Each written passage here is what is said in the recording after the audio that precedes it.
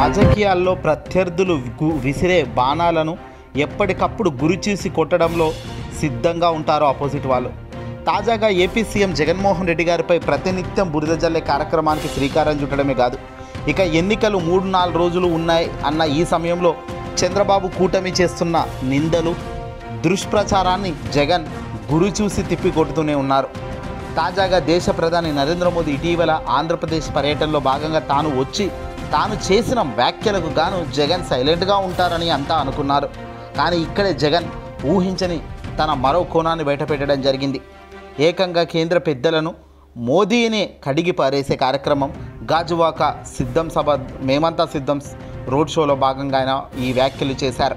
అసలు మీరు ముగ్గురు జతగట్టి ప్రజలకు ఏం హామీలు ఇవ్వడానికో చెప్పాలి అంటూ జగన్ నేరుగా మోదీని ప్రశ్నించారు. ప్రత్యేక హోదా ఇవ్వడానిక ఈ కూటమి కట్టారు? విశాఖ స్టీల్ ప్లాంట్ ప్రైవేటీకరణ ఆపడానికి ఈ కూటమి కట్టారు? లేదంటే ఆంధ్రప్రదేశ్ రాష్ట్ర హక్కులు రాష్ట్రం విడిపోయిన తర్వాత కోల్పోయిన వ్యవస్థను మళ్ళీ తిరిగి తేయడానిక మీరంతా కలిసికట్టుగా కూటమి కట్టారు? ఏం మేలు చేయడానికి మీ కూటమి? అసలు మీ ఆలోచన ఏంటి కూటమి కట్టినందుకు అంటూ దేశ ప్రధాని మోదీ గారిని అడిగారు. కానీ మోదీ మాత్రం సమాధానం చెప్పకుండానే చెక్కేయడం విశేషం. రోడ్ షోలు పాల్గొంటారు, సభల్లో మాట్లాడడం కాదు. ఒక వ్యక్తి అడిగిన ప్రశ్నకు ఒక వ్యక్తి విసిరిన ఒక వ్యూహాత్మకమైన ఆ ఎత్తడుగును చిత్తు చేయడంలో కూడా రాజకీయ ఎత్తడుగుగా కూటమి ఫెయిల్ అయిపోయింది. దీన్ని బట్టి అర్థమవుతుంది, కేవలం రాజకీయ ఆంక్ష, రాజకీయంగా రాణించాలి, రాజకీయ పార్టీగా అధికారంలోకి రావాలన్న అధికారమే కావాలి తప్ప ప్రజలకు మంచి చేసే గుణం కానీ లక్షణం కానీ ఈ ముగ్గురికి లేదు అనేది తాటతెల్లమైపోయింది.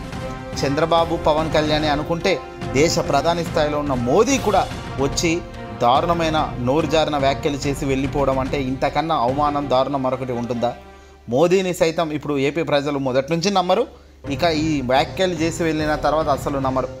చంద్రబాబు తన పక్కన లేకపోతే పోలవరం ఏటీఎంను వాడేసుకున్న చంద్రబాబు అంటాడు ఈ ప్రధాని మోదీ.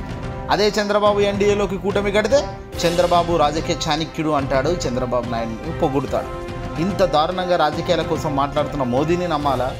ఏ నమ్మకం లేదు. కేవలం పైన దేవుడి కింద ప్రజలు నా గోల్ ఇది, మంచి చేసి చచ్చిపోయిన తర్వాత ప్రతి ఒక్కరి గుండెల్లో బతకాలి అన్న కోరికే నాది అని చెప్తున్న జగన్ను నమ్మాలా అన్నదే ప్రజల ముందు ఉన్న అతిపెద్ద ప్రశ్న. మే 13న ఎన్నికల పోలింగ్ నిర్వహిస్తున్నారు. అలాగే జూన్ 4న ఫలితాలు ఉన్నాయి.